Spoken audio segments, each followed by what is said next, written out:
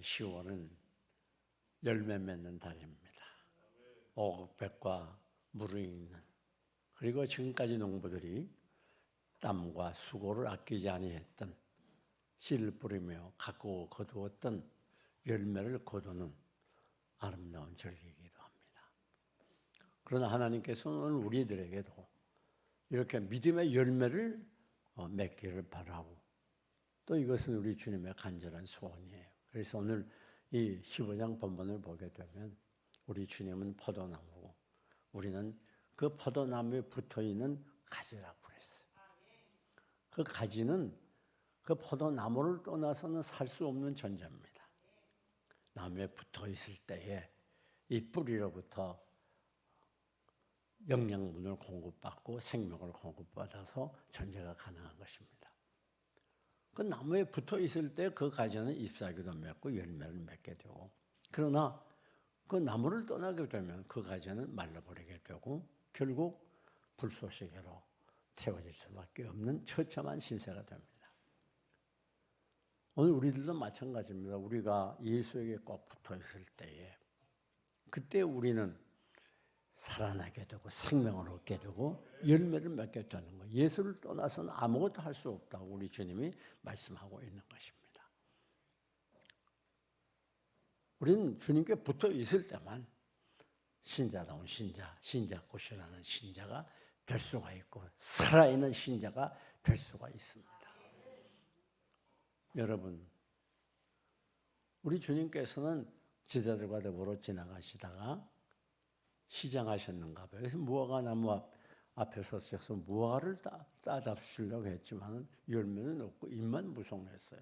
그래서 우리 주님이 얼마나 섭섭했는지 그 무화과 나무를 저주했더니 그 무화과 나무가 바싹 말라버렸어요. 그것은 무엇을 가르치는가 하면 오늘 우리들이 열매 맺지 아니하면 바싹 말라버리게 돼요. 그리고 아무 쓸모없는 그리스도인이 된다는 말입니다. 열매 맺지 못하면 신자인지 불신자인지 알 수 없어요.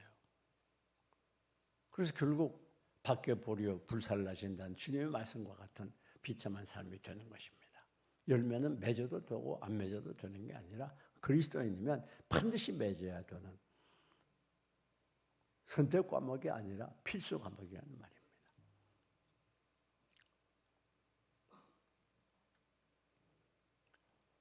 여러분, 그럼 우리가 왜 이렇게 반드시 열매를 맺어야 하는가 하면 그 첫째는 이 열매는 우리 신앙의 기준이 되기 때문에 그래요.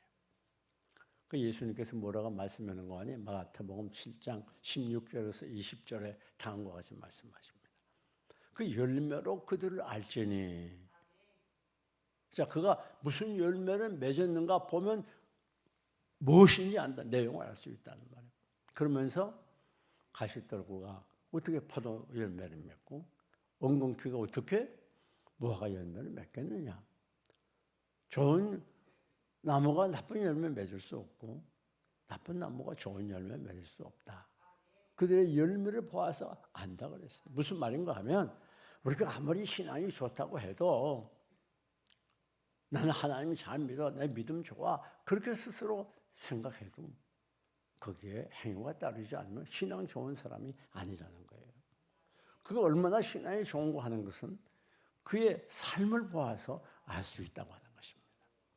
여기 열매라는 것은 한마디로 말하면 인격을 가르치는 거예요. 성숙한 인격을 가르쳐요. 겉으로 보기에는 그럴듯해요. 열심히 봉사하고 예배드리고 잘 하나님을 섬기는 것 같은데 그의 생활을 따라가 보면 신자라고 하기에는 힘들 정도에 불신자와 다른 바 없는 그런 신앙생활을 한다면 그는 본인이 생각할 때 나이 볼 때도 신앙이 좋은 것처럼 보이지만 사실은 신앙이 좋은 게 아니라는 거예요. 그래서 우리가 이 열매라고 하는 것, 우리의 삶이라고 하는 건 바로 그의 신앙의 기준이 되고 척도가 된다는 거예요. 이 나무 뿌리와 열매는 분리해 놓을 수 없어요. 그 나무가 어떤 나무인가? 그것이 바로 열매를 맺게 되는 거예요. 포도나무에는 포도 열매를 맺는 거예요. 무화과 나무는 무화과 열매를 맺는 것입니다. 근데 우리가 그리스도인이면서 열매 못 맺는다. 그러면 바른 그리스도인이 아니라는 것이죠. 뿐만 아닙니다. 왜 우리가 열매를 맺어야 하는가? 정말 우리가 행복한 삶은 열매를 맺어야 행복한 삶을 살 수가 있어요. 여러분, 우리 살면서 이렇게 보게 되면 예수 믿는다고 하면서도 껄피나면 화내고 고함 지르고 막 성격이 급한 사람들 보세요. 지 성격 때문에 힘들게 사는 거예요. 웬만하면 넘어갈 수 있는 건데 그걸 그냥 하나하나 꼬집꼬집 따지고 막 그렇게 안 하면 또 괴롭고 그래 밤을 못 자고 그 제 성격 때문에 힘들어하는 거예요. 웬만하면 그냥 넘어가지고 허허하면서 포용해 주는 사람, 그건 자기 성격 때문에 편안하게 사는 거예요. 남의 조그만 허물로 용서하지 못하고 꽁 해가지고 막 일주일, 열흘, 한 달, 두 달, 어떤 사람 평생 그걸 품고 사는 사람, 그 지 성격 때문에 힘든 거예요. 여러분, 그의 행불행은 무엇을 많이 소유해서라기보다는 그 어떤 성격을 가졌느냐, 거기에 따라서 행불행이 결정된다고 해도 과언이 아닙니다. 뿐만 아니라 그 열매는 다른 사람도 유익하게 해주는 거예요. 여러분, 세상에 제일 살기 힘든 대상이 누구냐? 까다로운 사람이에요. 자기 마누라 남편이 나와 똑같이 되기를 원해 사사건건 간섭하고 이래라 저래라 하고 그렇게 안 하면 막 불화가 일어나고 말이야. 뺑 돌아서서 말도 안 하고 말이야. 그 참 살기 힘든 거예요. 또 껄피라면 고함 지르고. 여러분, 성숙한 신앙의 열매를 가진 사람은 자기만 행복할 뿐 아니라 다른 사람도 행복하게 해주고 유익하게 해주는 거예요. 왜? 잘 참으니까. 성격이 부드러우니까. 잘 포용하고 덮어주니까. 그러니까 본인도 편안하고 다른 사람도 편안하게 해준다는 거예요. 그래서 열매라고 하는 건 내가 행복하고 불행한 것도 결정지어 주지만 그러니까 다른 사람과의 관계에 있어서도 아주 중요한 역할을 하는 거예요.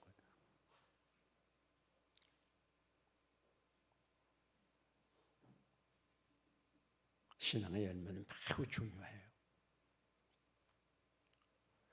그러면 그 도대체 열매라는 건 성경에서 구체적으로 뭐라고 말하고 있는가 하면 갈라디아서 5장 22절에 사랑과 희락과 오래 참음과 온유와 자비와 양성과 충성과 절제를 9가지를 말하고 있어요. 그 다음에 로마서 5장 9절을 보면 빛의 열매를 말하는데 착함과 의로움과 진실함과 그게 바로 열매라고 말해요. 또 히브리서 13장 15절에는 우리가 하나님께 부르는 찬송을 입술에 제사라 그러면서 열매라고 말해요. 또 사도 바울은 로마서에서 복음을 전해서 많은 열매를 맺는 것, 죽은 영혼을 하나님께 인도하는 것, 그걸 열매라고 말해요. 한마디로 말하면 열매라고 하는 것은 우리 신앙 인격을 말해요. 성숙한 신앙 인격. 그런데 이 열매를 맺는 것이 곧 믿음이 있다는 증거랍니다. 그래서 이 점에 대해서 야고보 사도가 야고보 2장에 아주 자세하게 말씀을 들었어요. 우리가 뭐 야고보 5장 다 외운 분이 뭐 수십 명이잖아요. 잘 아실 거예요. 자, 네가 진짜 믿음이 있니? 그러면 네 믿음을 행함으로 내가 보여봐. 진짜 믿음이 있는지. 네가 진짜 믿음이 있으면 행함이 따라야 된다는 거예요. 그의 생각이나 그의 말이나 행함이 믿음이 있는 사람과 믿음이 없는 사람은 다르다는 거예요. 믿음이 있다고 교회에서는 막 열심히인데 가정에 나가서 밤낮 싸움이 나고 사회에 나가서 밤낮 대인관계에 문제를 일으키면 그 사람의 믿음은 의심해 봐야 되는 거예요. 그래서 믿음은 행함과 함께 일하고 행함은 믿음과 함께 일한다고 그랬어요. 믿음이 있는 것은 반드시 뭐가 있어요? 행함이 있어. 행함이 있는 것은 믿음이 있어요.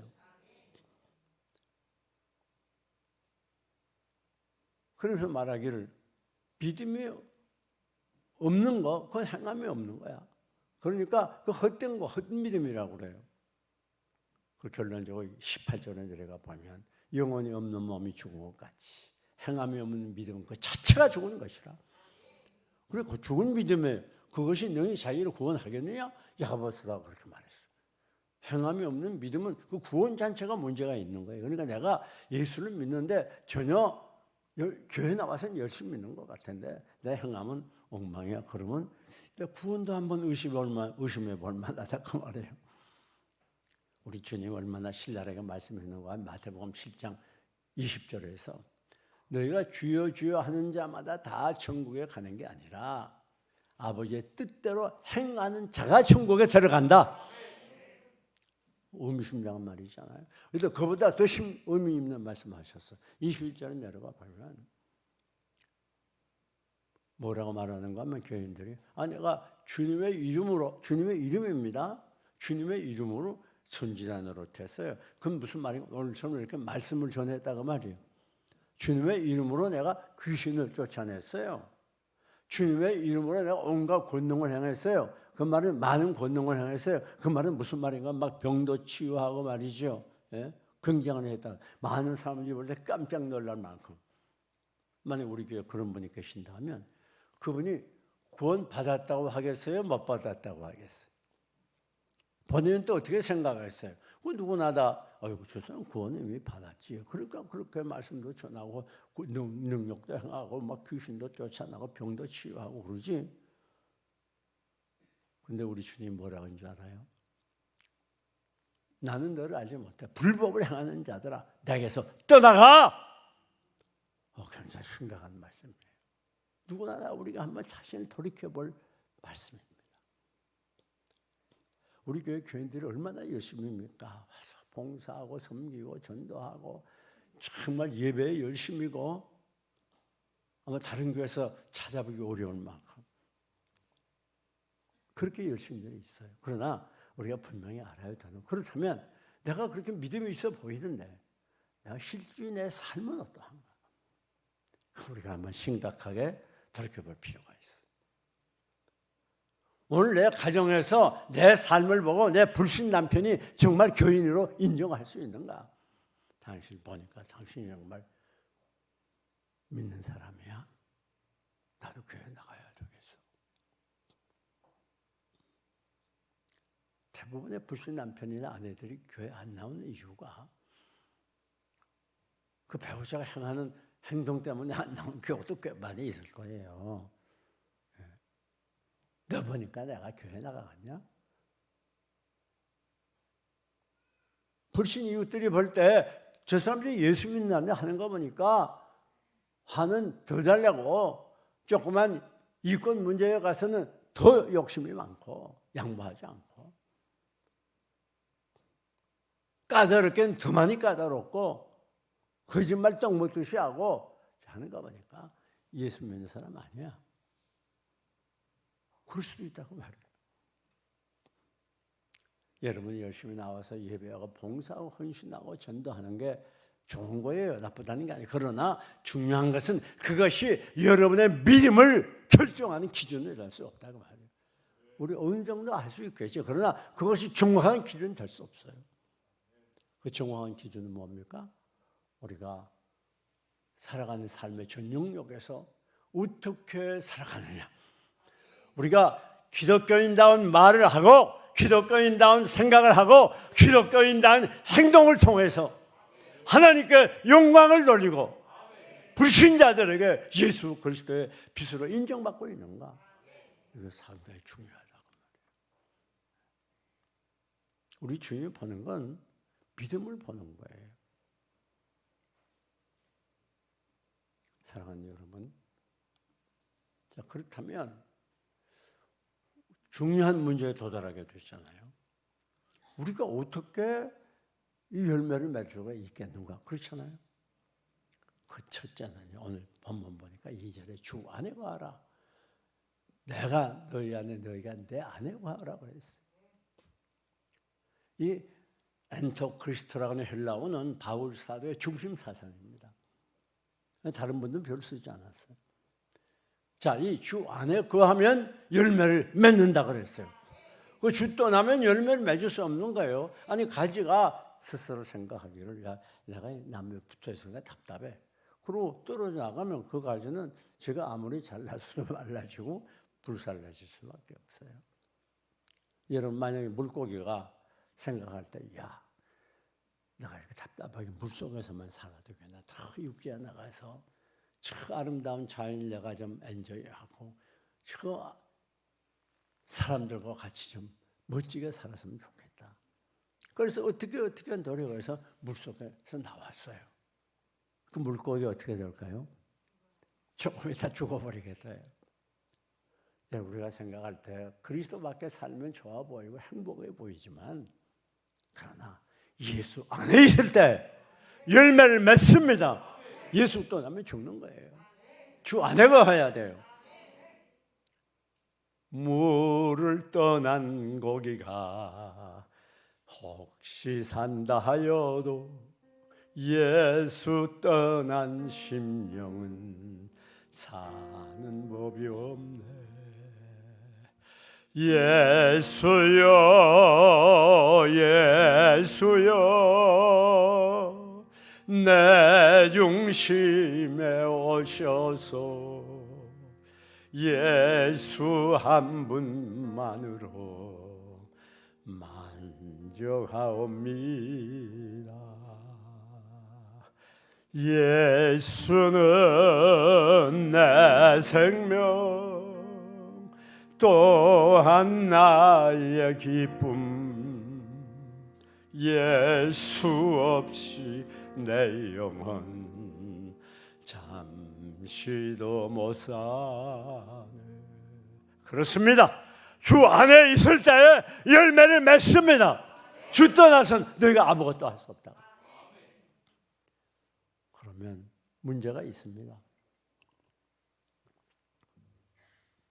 주 안에 있는 건 현실적으로 무엇을 의미하는가? 그것은 따라갑시다. 믿음 안에 거하는 걸 말하는 거예요. 우리 주님께서 우리를 보시는 건 믿음만 봅니다. 세상적인 조건 보지 않아요. 네 믿음이 너를 구원하였느니라.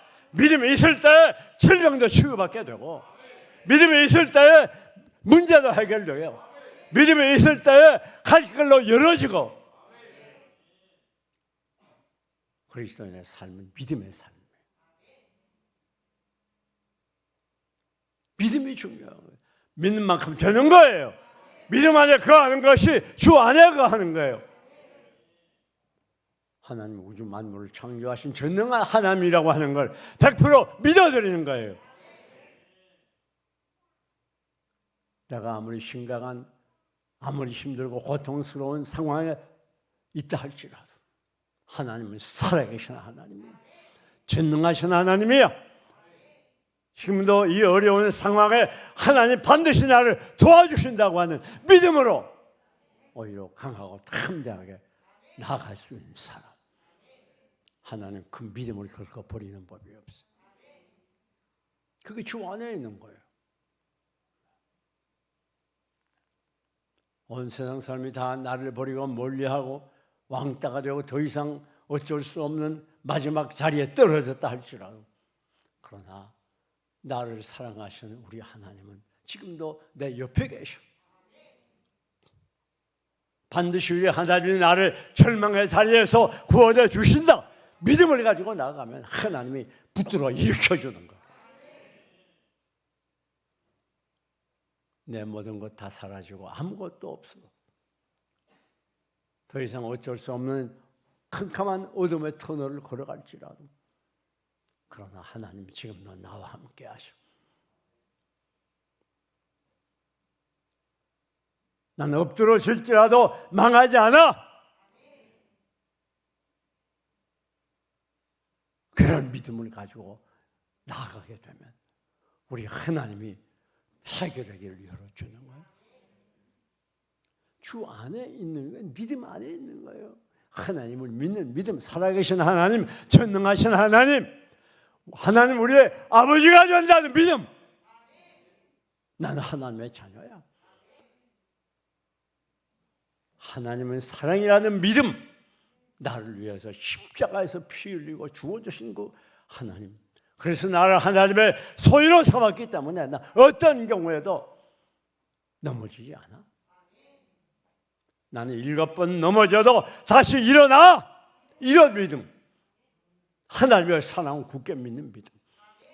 환난이나 공고나 핍박이나 가난이나 기근이나 위험이나 칼 같은 온 세상에 많은 적들이 나를 공격해 와도 누가 하나님의 사랑에서 나를 끊으리요. 하나님이 나를 사랑하고 있기 때문에 난 반드시 승리해. 이런 믿음. 이게 주 안에 있는 믿음이에요. 이게 주 안에 있는 거예요. 이런 사람들이 많은 열매를 맺게 되는 겁니다. 조금만 힘이 들어도 벌벌 떨고 낙마하고 불안해하고 스트레스 왕창 받아가지고 중리산이하고 그런 사람이 어떻게 열매를 맺겠어요? 그 자체가 벌써 열매가 없는 건데. 뿐만 아닙니다. 어떤 분이 열매를 맺을 수 있는가?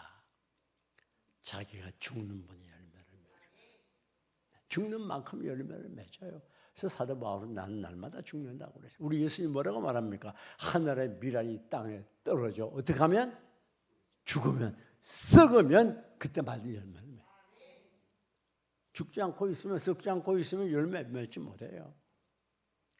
오늘 내가 깨지는 만큼, 내가 죽어지는 만큼, 내가 없어지는 만큼 그만큼 열매를 맺게 되는 거예요. 오늘 인류구원이라고 하는 큰 대역사를 이룩한 우리 주님 어떻게 그렇게 했습니까?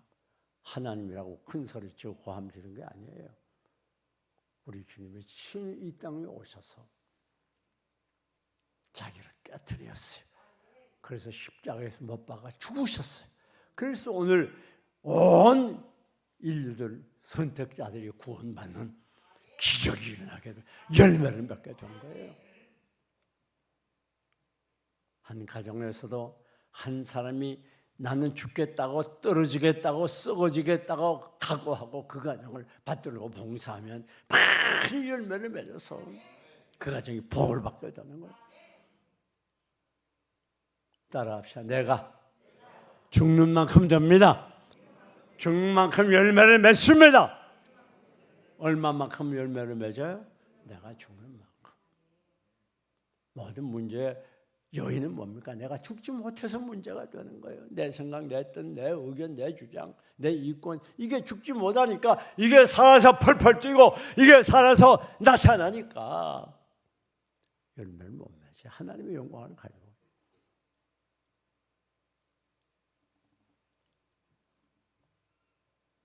더 나아가서 어떻게 열매를 맺을 수 있습니까?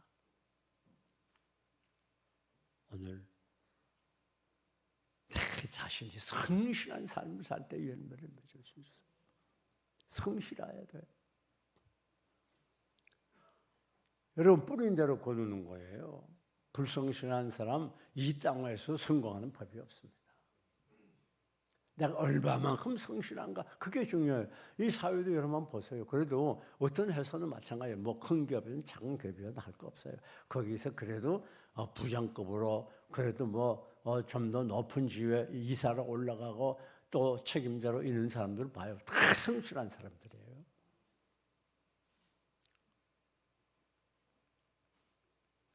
몇 시까지 출근이야? 그러면 어떻게 그렇게 정확한지 시간 딱 되면 안 오나? 그럼 보면 들어오고 있어.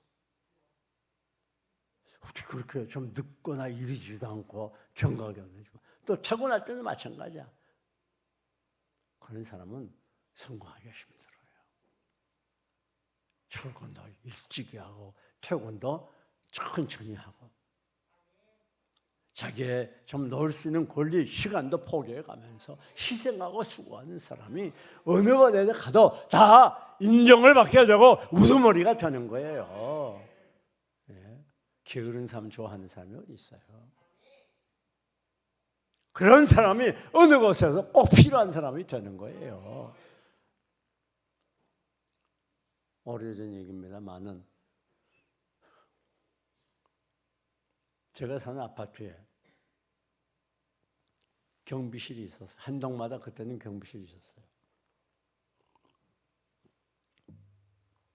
경비가 2사람이 있었거든요. 그때는 옛날이니까 지하 주차장이 없었어요. 그리고 주차장이 좁으니까 주차대로 이렇게 쭉 선대로 해놓고 늦게 오는 사람들은 그 앞으로 가로막았어요 다. 그리고 중립을 넣는 거예요. 이해하시죠? 그런데 이제 참 재미있는 것이 2사람이 아주 대조죠. 한 사람은 사람이 묻어내가지고 주민들이 오고 가면 그냥 고개나 끄덕하고 인사해요. 한 사람은 전혀 달라요. 주민들이 나와서 차를 밀면 제가 나와서 막 다시 미는 거예요.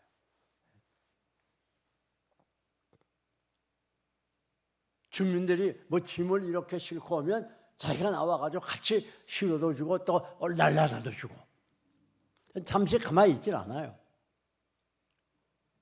여러분, 어떤 분이 더 그 주민들을 기쁘게 했을까요? 누가 더 성공적인 삶을 살 수 있을까요? 지위가 올라가고 내려가는 건 고사하고 그가 그 자리에서 그렇게 최선을 다할 때 그 자체가 성공이에요. 그 자체가 열매를 맺는 거예요.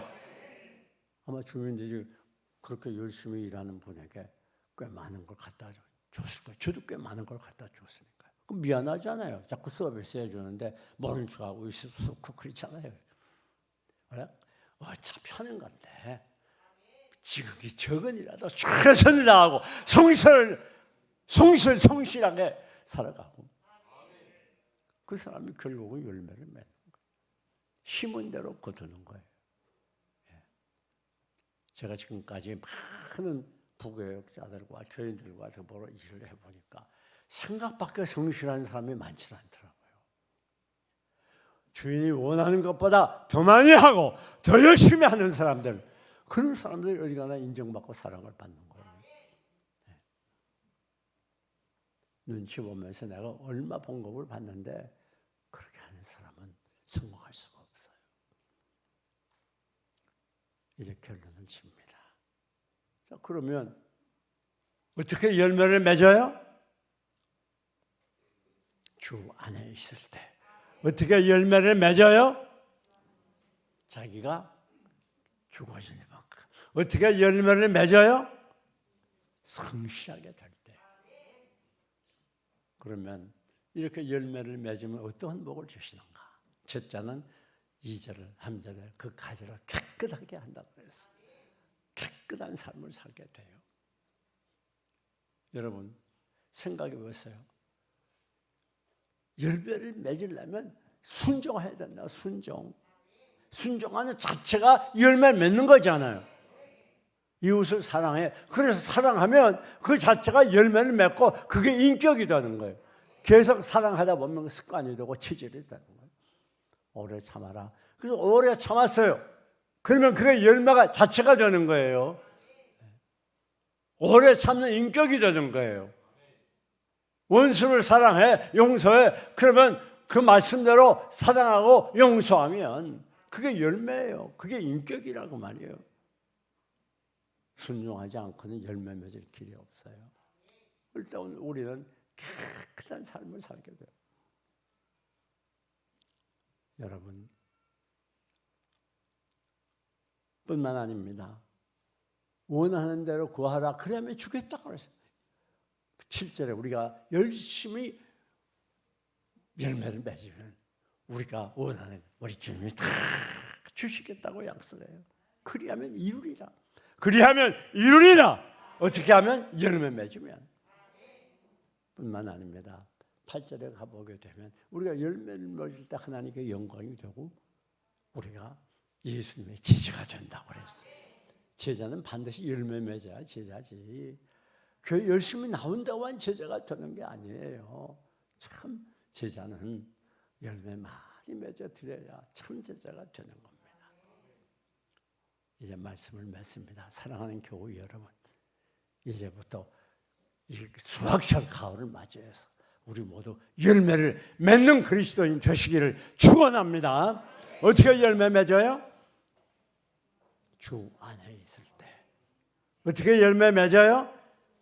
말씀을 순종할 때. 어떻게 해요? 나가 깨지고 죽어질 때. 어떻게 해요? 성실한 삶을 살 때. 그래서 우리 모두 하나님께서 우리의 소원을 들어주시는 놀라운 체험, 이를 통해서 하나님께 영광이 되고 이를 통해서 예수 그리스도의 지체가 되는 성공적인 삶을 살아가시기를 주님의 이름으로 축원합니다.